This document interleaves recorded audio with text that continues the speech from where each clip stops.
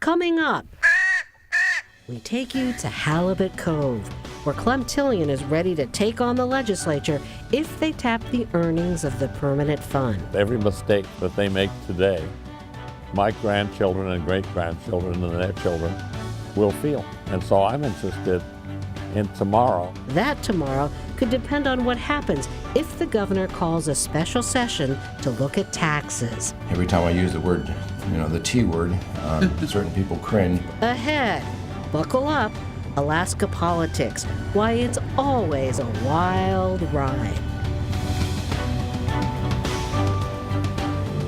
Sponsorship for Frontiers with Rhonda McBride is provided by your local Alaska Toyota dealers. Toyota, let's go places. Alaska, where there are old triumphs, but also new frontiers, with challenges as great as the state itself, but a belief that the best is yet to come, bringing you the faces, the places, and the spirit of the last frontier. This is Frontiers with Rhonda McBride. Welcome to Frontiers, a show in which we often feature Alaskans with strong opinions. People like Clem Tillion, one of the fathers and protectors of Alaska's permanent fund. Well, we headed to Halibut Cove to catch up with him. It's across the bay from Homer, and there we found that even at 92, Clem still has a lot on his mind. Halibut Cove in the early morning light. It still looks much like it did when Clem Tillion settled here in the 1940s. Now he has a big house and electricity. Even so, he still cooks breakfast on his iron stove. Normally it takes the chill off the house. Clem says the stove's even heat cooks the bacon and the eggs just right. After breakfast, Clem answers letters and works on opinion pieces about one of his passions, the Alaska Permanent Fund. All right, down to the waterfront. For Clem, Halibut Cove is not just home, but his headquarters for politics. His letters find their way to the highest offices in state government. The future of Alaska, ever on his mind. So have you had a good journey in life, you think? Oh yeah, I have no complaints about my life. But he has plenty of complaints about the politics of today. How do you think our current legislature has done in steering the ship of state? It hasn't steered it. It's just floundered along, trying to get reelected without regard to the future of Alaska. This legislature is a disgrace, no matter how you look at it. If you were in charge of the ship of state, how would you steer it? I don't mind it slimming down a lot, and I'm not one that wants to do without government. Tilian says he'd impose a state income tax, a sales tax, and raise fuel taxes. Taxes he knows would be unpopular. I always maintained while I was there, if you can't tell your constituents to go to hell when they're wrong, then you shouldn't be there. Tilian says that's one part of the job, the other to protect what belongs to the people. As far as the permanent fund, to change the method from the people's fund to the government's fund, I object to. Tilian says it took a vote of the people to create the permanent fund, so its earnings shouldn't be tapped without their say. The rafts are for mussels, the buoys are for oysters. Clem stops to check out how this young couple's harvest is going. It's mussels today, huh? Clem says the permanent fund has become like Alaska fisheries, a renewable resource in need of protection from corporate interests who don't always have the long-term benefit of Alaskans at heart, nor do some lawmakers. They're interested in how many Carhartts and snow machines and stuff they sell.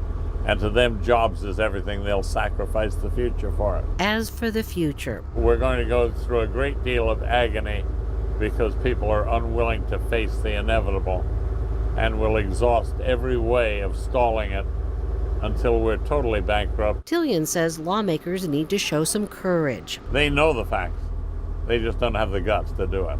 Tilian says it'll take real leadership to put party politics aside and look out for Alaskans, not just for today, but also for tomorrow. And only then can they steer the state safely home. Jefferson had it right when he said the pursuit of happiness. It takes different things for different people, but really, that's what it's all about. Up next, regrets about the death of the Alaska income tax.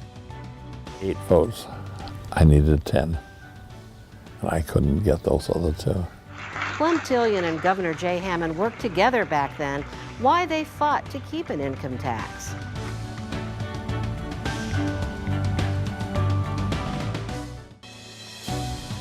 At the end of next month, the governor plans to call a special session to take care of some unfinished business. His hope that lawmakers will pass some bills to put the state on more solid fiscal footing. But if one of those measures involves tapping the earnings of the permanent fund, you can bet Clem Tillion will be down in Juneau to fight it. All these young crows, dumb. Clem Tillion tries to tune out the noise of today's politics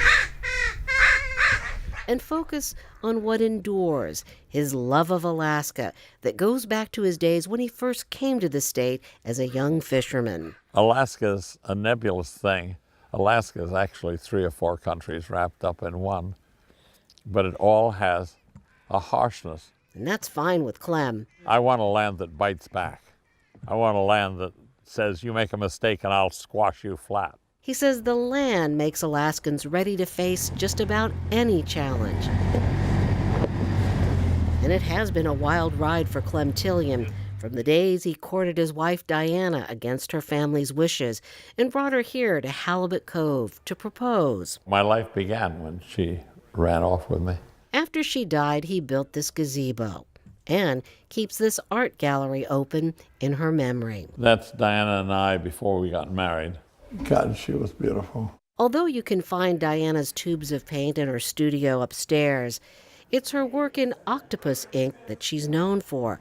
But what is not well known is how she helped her husband carve out a career in politics. She gave me a civilized look, which was a big advantage for me. She also wrote about the need to use Alaska's resources wisely, an important influence in her husband's approach to public policy. This time it gives me great pleasure to turn the podium over to you. When he was Senate president, Clem Tillion was what he called Governor Jay Hammond's hammer in the battle to create the permanent fund, a legacy he still fights to protect. I draw a strong line between the people's money and the government's money. You know, some of the critics, when Bill Walker vetoed half of the money for the permanent fund dividend checks, said that this is an awful lot of power for one man to make that kind of huge decision. Well, the thing is, he was trying to do a shock effect.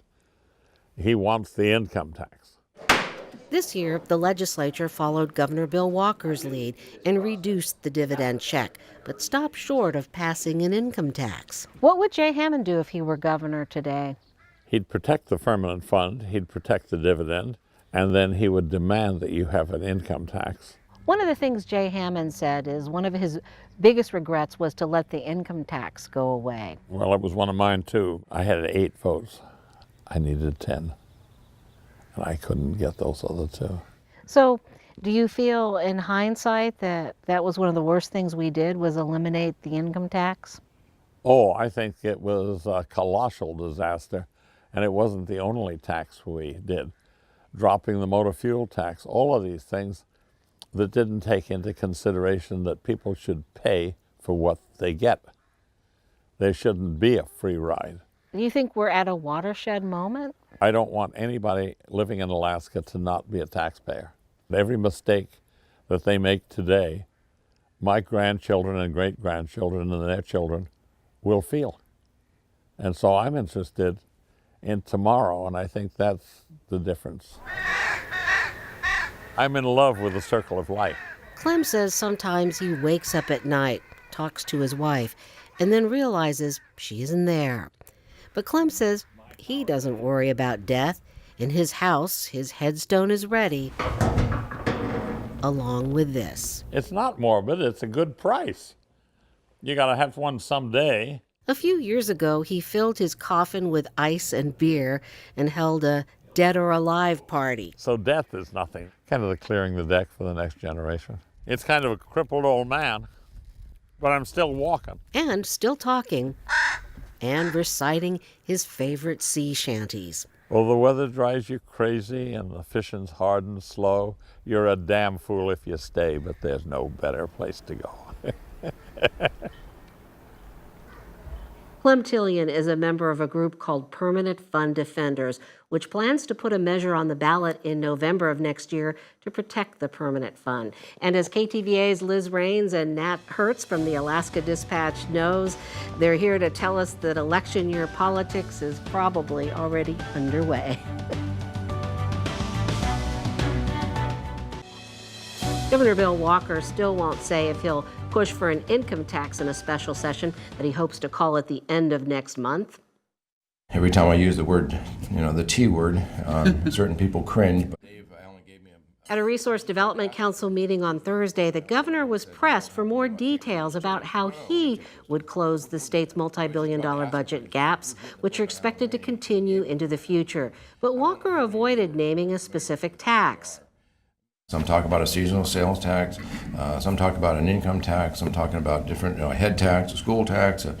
There's different ways of doing it, and the one that the best one is the one that will pass the legislature. Walker says before he calls a special session, he'll consult lawmakers about what kind of revenue measures they'd be most likely to support. Right now, an income tax faces stiff opposition from Senate Republicans. When you take money from the private sector in the form of an income tax, there is less money for people to expand their businesses, to invest in assets, to pay for college. Those are the things that make the economy grow and expand and produce more jobs over the long term. Both the House and the Senate favor some use of permanent fund earnings, but don't agree on just how to do that.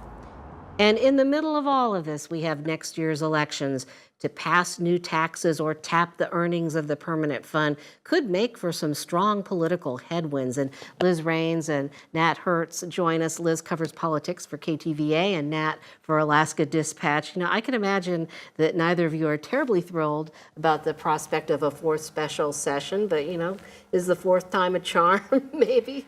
It's hard to imagine a different scenario than the last 6 months that we lived down in Juneau, but we hear from both sides that they're interested in solving the state's budget problems in a long-term capacity. They have their differences about how they would go about doing that, but it's hard to say if the fourth time is going to be a charm. The governor mentioned he's going to try to get some consensus before calling a session and sending everybody back down there for another round of session. So I guess we'll just have to see, but I think that there is a will on both sides to come up with some sort of a long-term plan. It sort of feels like Groundhog Day every time they have a special session. Do you feel that they have gotten anything done, kind of evolved to a point where they can do something?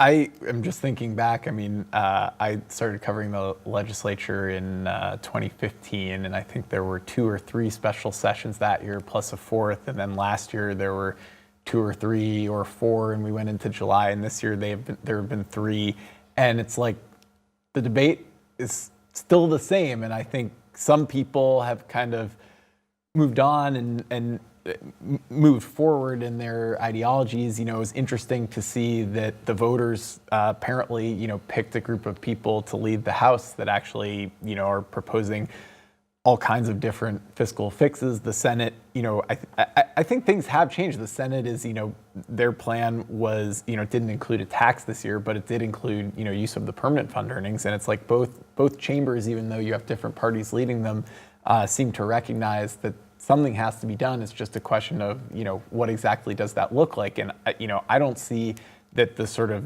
dam has broken of that disagreement between, earlier this year and now. We haven't gotten any indication of that yet. So let's look at where we are now. Now, we have some numbers from the Department of Revenue to look at here.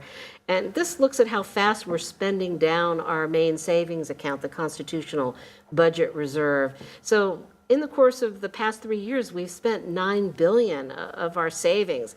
And As for next year, as we head into fiscal 19, we have some numbers there that show you where we stand with that. It looks like we will be in the hole at the end of that. We will have about $1.2 billion of red ink if we have the same kind of deficit that we had this year. And then, if you look at our other savings accounts, we have also spent out a statutory budget reserve, a public education fund. So I guess that's where we are now. And we have this chicken and the egg question all the time. Do we have a sales tax? Do we have a income tax? Do these things hurt the economy? Do they help the economy?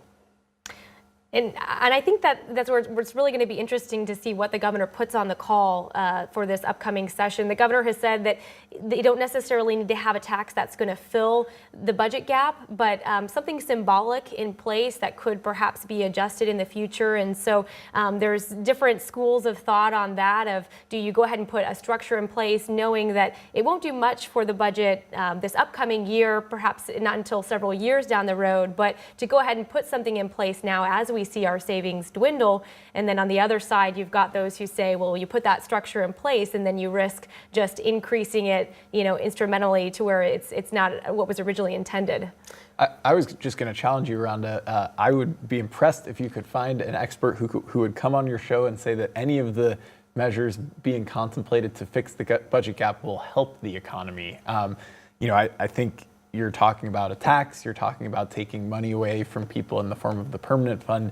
I think it all hurts the economy. So it's really a question of how, who you want to hold harmless, who you feel like is able to, sustain paying more money to the government or having less money paid to them. And there are different impacts on different sets of people, depending on which proposal you're relying most heavily on. The permanent fund, if you're taking money out of the dividend, that affects low-income people the most. An income tax, if you're proposing it as the House majority did, that's going to hit higher-income people much proportionally. Maybe I don't know if it's a lot harder than lower-income people, but certainly they're going to be giving up many more dollars on an absolute sense. So it's I think that's.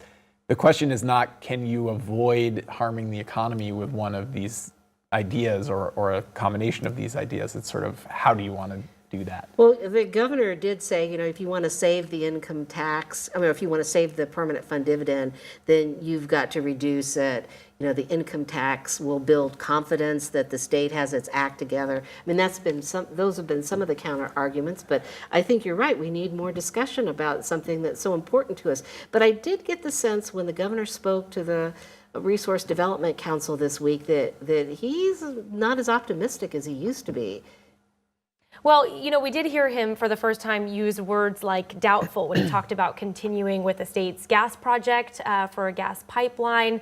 He says a lot of that has to do with the market, and it's the market that's going to determine whether or not somebody is willing to invest and help us pay for something like that. So certainly it's one of the most expensive projects of its kind in North America. And with the state's budget situation that it's in right now, you're hearing him use that word doubtful about continuing on with the project seemed to be very reflective of the state situation financially. The direness of it. And he put it this way when he was asked about putting more money into the Alaska Gas Line Development Corporation, that at this point, there's a fire in the house and you don't add a pool if you've got a fire. So it sounds like even he is acknowledging that we're at this make or break point. Do you feel like we are at the edge of the cliff here? I think that it is useful for the people who want to solve the problem to characterize the problem as dire. I think, in my mind, certainly the state has sort of a cash flow problem and an accounting problem as far as, we're spending a certain amount of money and we have a certain amount of money coming in, and those two don't sort of obviously match. But when you think about it, we do have the $60 billion permanent fund over here that generates, if you assume a 5% return, that's $3 billion a year. So there's a lot of money in the permanent fund, and ultimately, no one is talking about slashing the budget in half. So ultimately, there has to be a source of money to pay for that budget, and it's kind of like it's probably going to come from there, or it's going to come from there and a tax, and it really, there aren't other options. You can't really ignore that once you run out of money. So I don't know that I see it as a crisis, because the fix to the problem seem really obvious, and it's just a question of which one becomes the consensus once you run out of other options. But is it politically possible? Do you really feel like they're going to act on it if the governor calls a special session next month? Like I said, I think it's really hard to imagine a situation that's different than the last 6 months that we saw down in Juneau. Lawmakers wrapped up their last special session in July, so there hasn't been that much time off.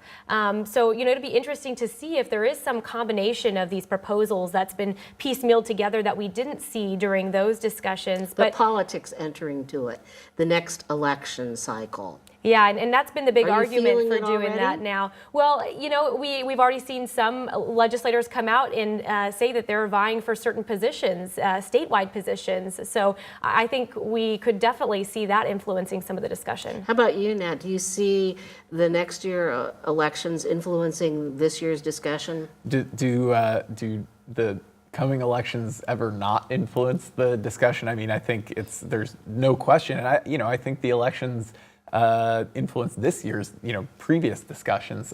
We've seen just in the past couple of months, we're still more than a year away from the general election next year, but we've got Mike Dunleavy, who's going to be a candidate for governor. He obviously has strong views about the permanent fund and about taxes, and he's clearly going to be a vocal presence in the Senate next year. He's running for governor. We've got Kevin Meyer, who's also in the Senate, who's going to be running for lieutenant governor. And every single person in the House is going to be up for re-election, and they've got to consider, do their constituents, which of these options that you would need to fix the budget problem will their constituents be least angry with them for choosing? And they've got the last election as an example. Where some constituents rebelled and turned their lawmakers out of office. Liz, we've got time for one more question, and I want to ask you this. Do you feel like Governor Walker has the support within the legislature, the leadership? I mean, Clem Tillion talked about being a hammer for Hammond. Does the governor have any equivalent to that? Well, at the beginning of this legislative session, it seemed that the House Majority Coalition had been sort of founded around some of the principles that he was advocating for. But throughout the sessions, we saw that even within that coalition, there's different factions, different schools of thought about combining the different levers available to solve this budget problem. And it's not a binding caucus. So I think that makes it really difficult to have sort of that hammer that Tilian was talking about. So it's a tough scenario all around. I want to thank you both of us, Nat Hertz and Liz, for joining us. And we would like to hear from you and get your take on what you think is the right fiscal fix for Alaska. You can send us your comments to frontiers@ktva.com. And we also would like to have some of your photos. We'd love to share the beautiful scenery and wildlife of our state. And in fact, we leave you now with a last look at Halibut Cove, set to the music of Al Koenig, a guitarist from Eagle River. This is from his Sundog album. We'll see you next week.